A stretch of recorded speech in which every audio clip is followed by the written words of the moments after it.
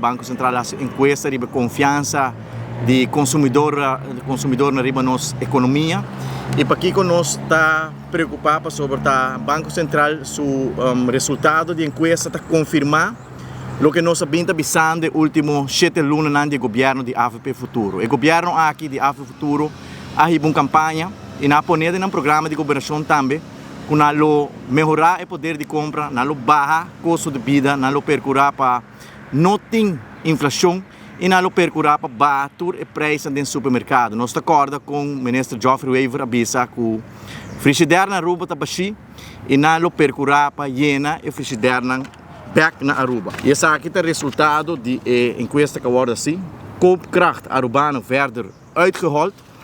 88% de respondentes não indicar que não compra menos comparado com 6 lunas passadas. Não compra menos porque o custo de vida a subir explosivamente, de maneira nós estamos avisando, não tem caminho mais para esconder, para slá de preço.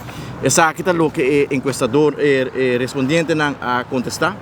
Vooral de gestegen kosten van levensonderhoud drukken zwaar op huishoudens.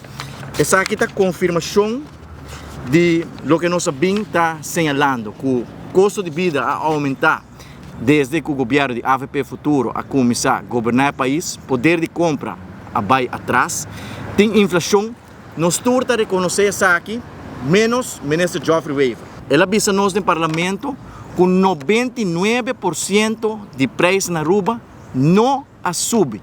Imaginava ministro de Finanças e Economia com desconectar, desorientar e em denial botar como não está aceitar e não está reconhecer que o poder de compra vai atrás do governo. Depois de 6, 7 lunas de governação de AFP Futuro, nós podemos concluir que não há ganho pueblo aqui, pessoal, não avisa que não vai melhorar o poder de compra, melhorar a qualidade de vida, vai inflação, vai preço no mercado, mas a realidade está outra, a pobreza está crescendo e no seu ministro Weaver man cruzar.